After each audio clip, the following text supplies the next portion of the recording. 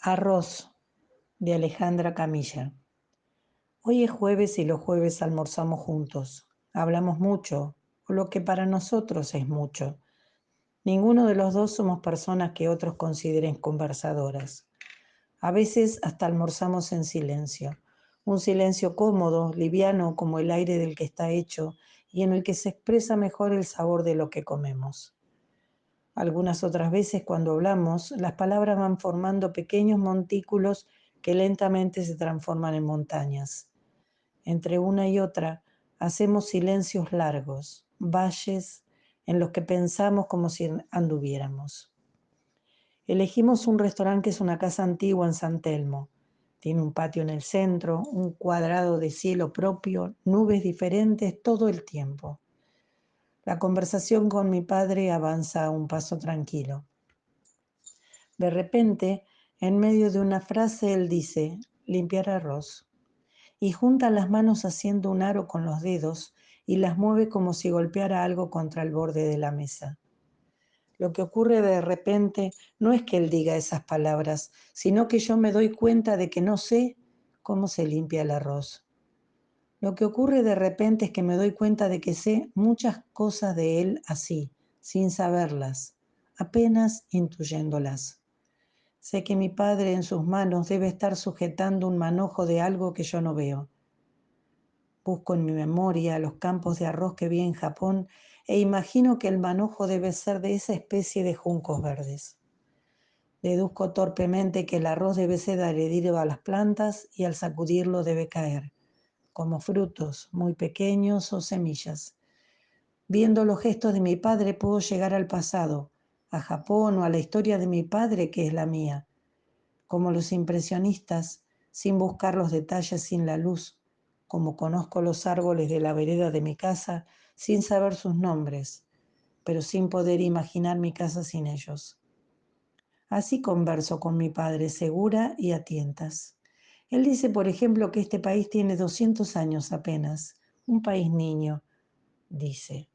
Y junto al niño yo veo un Japón viejo, con manos en las que la piel cubre y descubre las formas de los huesos.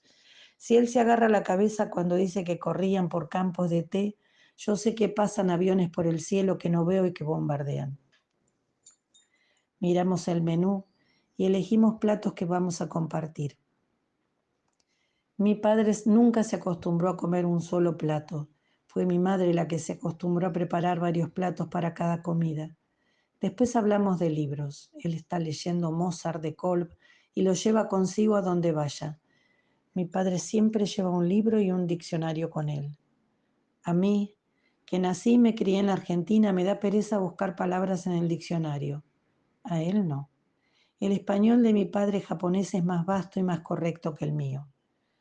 Me cuenta que fue a hacerse unos estudios que le ordenó el médico y mientras esperaba leyó unas cuantas páginas. ¿Qué estudio?, le pregunto. Una biopsia, responde. Tengo miedo. Siento lo que está al acecho y una certidumbre parecida a la que al día sucede la noche, una especie de vértigo. Todo lo que no pregunté en años vuelve a mí. Cada pregunta vuelve y trae otras. Quiero saber por qué mi padre eligió este país niño. Quiero saber cómo fue el día en que supo que había comenzado la guerra, cómo fueron cada uno de los días que siguieron hasta el día en que llegó a esta tierra. Quiero saber cómo eran sus juguetes y su ropa, cómo era ir al colegio durante la guerra, cómo era el puerto de Buenos Aires en los 60. Si le escribía cartas a mi abuela, ¿qué decían? Quiero saber los colores, las palabras, el olor de la comida, las casas en las que vivió. Una vez me contó que cuando recién había llegado, no se metía en la bañadera, sino que se lavaba fuera de ella y solo se sumergía en el agua donde estaba limpio, porque ese era el modo en que se hace en Japón. Como esas quiero que me cuente más cosas, muchas, todas. Quiero que me cuente cada día para que no lo sople el tiempo. Tal vez para escribirlo, dejarlo agarrado con tinta a un papel para siempre. ¿Por dónde empezar? ¿Por dónde empiezan las preguntas? ¿Cuál es la primera? Busco por dentro como si corriera perdida en este valle de silencio que se ha abierto de repente entre las palabras. Perderse en un lugar tan vasto Se parece a un encierro. Cuando dejo de buscar, veo la pregunta frente a mí como si me hubiese estado esperando. Miro a mi padre y digo mi pregunta. Él sonríe, toma un papel de entre las hojas de su libro y saca un lápiz negro del bolsillo del saco que lleva puesto. Dibuja líneas muy juntas, algunas paralelas y otras que se entrecruzan. Luego otra, perpendicular y ondulada, que las corta cerca de un extremo. Son las plantas de arroz en el agua. Después hace unos círculos muy pequeños en las puntas, los granos. Me dice que se van llenando y vuelve a trazar las líneas, pero en lugar de rectas, curvas en los extremos. Las plantas cuando el arroz madura.